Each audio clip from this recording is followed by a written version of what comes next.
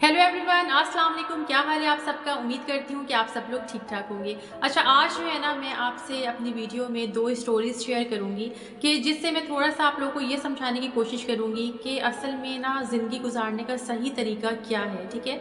और हम कैसे स्ट्रेस फ्री जो है ना लाइफ़ गुज़ार सकते हैं। कोई भी मेरा नहीं ख़्याल दुनिया में ऐसा होगा कि जिसको टेंशन्स पसंद होंगी, जो ये चाहेगा कि हम जो है ना वो टेंशन्स इकट्ठी कर लें अपनी लाइफ में। हर कोई ये चाहेगा कि हमारी लाइफ जो है वो बड़ी अच्छी सी, पुरसकून सी, स्मूथ सी, टेंशन फ्री सी, स्ट्रेस फ्री सी गुजरे, ठीक है? तो आज की वीडियो में ना मैं जस्ट आपसे दो स्टोरीज शेयर करूँगी और आपने उन स्टोरीज़ को जो है ना गौर से सुनना है, ताकि जो है ना वो आपको मेरी बात का जो कॉन्सेप्ट है वो समझ आ सके, ठीक है? अच्छा जी, पहली जो स्टोरी है ना वो है एक टीचर की, ठीक है? एक टीचर होते हैं, वो अपने स्टूडेंट को बोलते हैं कि जाओ मेरे लिए पानी लेकर आओ। तो बच्चा जो है वो पानी लेकर आ जाता है। उसके बाद वो जो टीचर होते हैं वो हाफ़ ग्लास जो है वो पी लेते हैं और हाफ़ ग्लास जो है ना वो मेज़ के ऊपर रख देते हैं, ठीक है, पानी का। तो उसके बाद वो बच्चों से पूछते हैं कि बताओ अब इस ग्लास का जो है ना वो कितना वेट है। तो हर बच्चा जो है वो अपने हिसाब से जज करना शुरू हो जाता है कि इसका इतना वेट है, इसका इतना वेट है। लेकिन किसी का भी जवाब जो है ना वो सही नहीं होता। उसके बाद जो टीचर होते हैं वो उनको बच्चों को समझाते हैं कि देखो, असल वेट जो है ना वो इस ग्लास का नहीं है। एक्चुअल में वेट किस चीज़ का है कि आप इस ग्लास को कितनी देर तक होल्ड करके रख सकती हैं। लाइक अगर आप इस ग्लास को कुछ मिनट्स तक होल्ड करेंगे तो मे बी आपको थकावट महसूस ना हो, लेकिन अगर आप कुछ घंटों के लिए इसको होल्ड करेंगे तो आपको थोड़ी-थोड़ी थकावट महसूस होगी।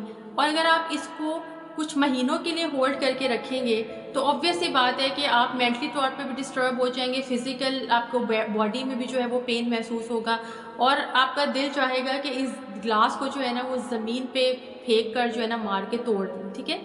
तो सेम इसी तरह से हमारी लाइफ की टेंशन्स होती हैं, ठीक है? कि हम उन टेंशन्स को जितना अपने दिमाग पे हावी करके रखते हैं, अपना जितना होल्ड करके रखते हैं अपने दिमाग पे उन टेंशन्स को, तो क्या होता है कि हम मेंटली तौर पर, फिज़िकल तौर पर डैमेज होना शुरू हो जाते हैं, ठीक है? कि ऑब्वियस सी बात है कि कोई दुनिया में ऐसा इंसान नहीं है कि जिसकी लाइफ में टेंशन ना हो, ठीक है? लेकिन ये अब हम पे डिपेंड करता है कि हमने उसको किस तरीके से जो है ना वो समझना है, ठीक है? उस टेंशन को किस तरीके से हैंडल करना है। उस टेंशन की वजह से अगर हमारी मेंटल हेल्थ डिस्टर्ब हो रही है, फिज़िकल हेल्थ डिस्टर्ब होनी है, तो हम उस चीज़ पे कैसे ओवरकम कर सकते हैं, ठीक है ना? तो moral of the story is this कि असल जो प्रॉब्लम है ना, वो क्या है कि हम जो भी हमारी लाइफ में हैपनिंग हो रही है, जो भी हमारी लाइफ में टेंशन्स हैं, जो भी ऐसा कुछ हमारी लाइफ में हो रहा है कि जिससे हम स्ट्रेस महसूस कर रहे हैं, तो हम उसको किस तरीके से ले रहे हैं, ठीक है? हम अपनी बॉडी पे उसका किस तरीके से असर ले रहे हैं। अगर हमारी नेचर ऐसी है कि हम बहुत छोटी-छोटी चीज़ों को सोचते हैं, ठीक है? तो ऑब्वियस सी बात है कि आपकी ज़िंदगी जो है ना वो बहुत डिस्टर्ब हो जाएगी, ठीक है? जैसे-जैसे आप अपनी लाइफ में मूव करेंगे। बट अगर आपकी नेचर थोड़ी इस तरह की है कि आप चीज़ों को लेट गो कर देते हैं, मूव ऑन कर जाते हैं, आप सोचते हैं कि चलो ठीक है, ये फॉर द टाइमिंग आपकी लाइफ में जो है प्रॉब्लम आई और उसके बाद ये ख़त्म हो जाएगी, तो ये एक हेल्दी साइन है। लेकिन अगर आप उस टेंशन को अपने दिमाग पे हावी करके रखेंगे ना, तो क्या होगा कि उसका सॉल्यूशन तो कुछ होगा नहीं, उल्टा आप अपने ही आप को जो है ना वो डिस्ट्रॉय कर देंगे, स्पॉइल कर देंगे, ठीक है? अच्छा, उसके बाद जो दूसरी स्टोरी है ना, वो है कि आपने जो है ना, वो अब अपनी ज़िंदगी में जो है ना, वो खुश कैसे रहें, ठीक है? तो उससे रिलेटेड में मैं आपसे एक स्टोरी शेयर कर रही हूँ। मैं आपको हमेशा ये सजेस्ट करती हूँ कि बुक रीडिंग ज़रूर किया करें, ठीक है? और अपनी डेली रूटीन में ना बुक रीडिंग की आदत डालें, क्योंकि कोई भी अच्छी किताब जो है, अच्छी बुक जो है ना, वो आपको कोई ना कोई अच्छी बात ज़रूर सिखा कर जाती है, ठीक है?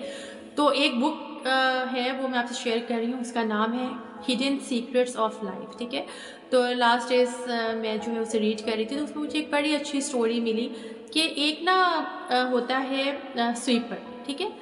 तो वो क्या करता है कि वो बहुत ज़्यादा ना अपनी लाइफ में बहुत सैटिस्फाइड होता है, बहुत खुश होता है और लोगों को ना उसको देख के क्यूरियोसिटी होती है कि भाई पता नहीं इसके पास ऐसा क्या है कि ये हर वक्त खुश रहता है। और है भी ये स्वीपर, कोई ऐसी इसकी कोई जो है जॉब भी नहीं है, कोई कहीं पे मैनेजर नहीं लगा हुआ या कहीं पे एक डायरेक्टर नहीं लगा हुआ, जस्ट एक स्वीपर है।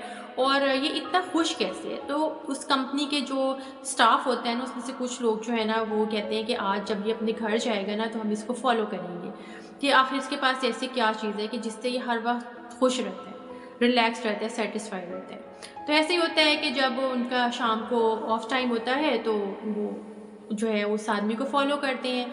फॉलो करते करते वो एक जगह पे पहुंचते हैं जहाँ पे एक झोपड़ी होती है, ठीक है। और उस झोपड़ी में भी कुछ ऐसा कुछ ख़ास नहीं होता, इवन उसमें लाइट भी नहीं होती है, ठीक है।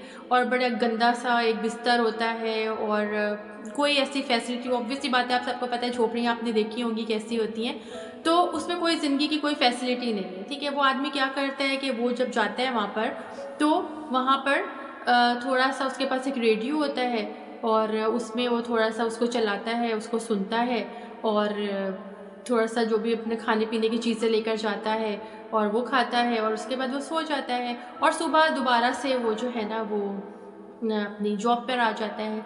बीच में स्टोरी जब आप पढ़ेंगे तो आपको महसूस होगा कि उसकी लाइफ में थोड़े से लोग भी आते हैं लाइफ में, जैसे हर किसी के होते हैं, तो उस पर भी वो कोई अपनी दिमाग पे जो है वो उनके चले जाने का जो है ना वो असर नहीं लेता, ठीक है। तो वो जो स्टाफ होते हैं ना वो बहुत ज़्यादा और भी ज़्यादा उनके अंदर ना एक क्यूरियोसिटी आ जाती है जब वो उसका घर भी देख लेते हैं, उसका लाइफस्टाइल भी देख लेते हैं, ठीक है। फिर क्या होता है कि नेक्स्ट डे जो है ना जब वो जॉब पर आता है तो वो लोग जो स्टाफ होता है वो उससे पूछते हैं कि तुम्हारे पास तो कुछ भी ऐसा नहीं है कि जिससे तुम्हें कोई खुशी महसूस हो, तो तुम इतने खुश क्यों रहते हो। तो फिर वो बताता है कि देखो मेरे पास तो कोई भी चीज़ नहीं है, इवन मेरे पास तो रिलेशंस भी नहीं है, मेरे कोई रिलेटिव्स भी नहीं है, मेरा कोई लाइफस्टाइल भी नहीं है, मेरा कोई घर भी नहीं है, ठीक है।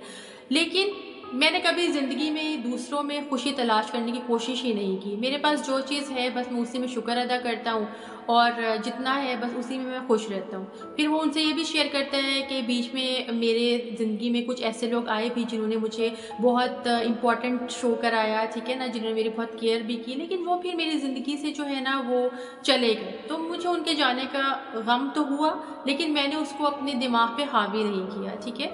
और उसके बाद मैं अपनी लाइफ में जो है ना मूव ऑन कर गया, क्योंकि मेरा ये मानना है कि जो चीज़ आपके पास है बस उसी में शुक्र अदा करना चाहिए, ठीक है। तो moral of the story is this कि देखिए जब तक आप दूसरों में खुशी तलाश करने की कोशिश करते हैं, चीज़ों में खुशी तलाश करने की कोशिश करते हैं, इंसानों में खुशी तलाश करने की कोशिश करते हैं, तो आप कभी भी खुश नहीं रह सकते, ठीक है। लोग भी आपकी ज़िंदगी में आते जाते रहेंगे, चीज़ें भी आती जाती रहती हैं, टूट जाती हैं, ख़राब हो जाती हैं, ठीक है। लोग भी इसी तरह से होते हैं। समटाइम्स आपको ज़िंदगी में अच्छे लोग मिल जाते हैं, समटाइम्स आपको सबक सिखा कर जाते हैं, समटाइम्स आप अंदर से बिल्कुल टूट जाते हैं, बिखर जाते हैं, ठीक है ना, अपने आप को बिल्कुल चेंज कर लेते हैं। तो ये लोगों का आना जाना लाइफ में लगा रहेगा, चीज़ें भी आपकी ज़िंदगी में आती रहेंगी, जाती रहेंगी। आज आपको कोई अच्छी चीज़ लग रही है, कल में भी आपको उससे अच्छी कोई चीज़ लग जाए, ठीक है ना। लेकिन जो आपकी असल खुशी है ना वो आपके अपने अंदर होती है। हम ये चीज़ भूल गए हैं, हम दूसरों में जो है ना खुशियाँ तलाश करने की कोशिश करते हैं और फिर ऑब्वियस सी बात है जब हमें नाकामी होती है तो हम जो है ना वो दिल तोड़ के बैठ जाते हैं। तो आज मैं आपसे 2 स्टोरीज़ जो मैंने शेयर की हैं, सबसे नंबर 1 स्टोरी कौन सी है कि आपने अपनी लाइफ की जो टेंशन है उनको अपने दिमाग पे हावी नहीं करना, और दूसरे नंबर पे स्टोरी का क्या रिज़ल्ट आया है, क्या है कि आपने जो है खुशी को दूसरों में तलाश नहीं करना, ना तो चीज़ों में तलाश करना है, ना ही इंसानों में तलाश करना है, बल्कि अपनी ज़ात के अंदर जो है ना खुशी तलाश करने की कोशिश करनी है। अगर आप इन 2 चीज़ों पे अमल कर लेंगे ना तो आप यकीन जानिए, बिलीव यू मी, आप अपनी ज़िंदगी को बहुत ज़्यादा आसान कर लेंगे। लेकिन जब आप दूसरों पे जब तक एक्सपेक्ट करते रहेंगे, दूसरों से एक्सपेक्ट करते रहेंगे, ठीक है ना, तो क्या होगा कि आप कहीं न कहीं अपने आप को जो है ना ख़त्म कर देंगे, अपनी ज़ात को जो है ना कहीं खो देंगे।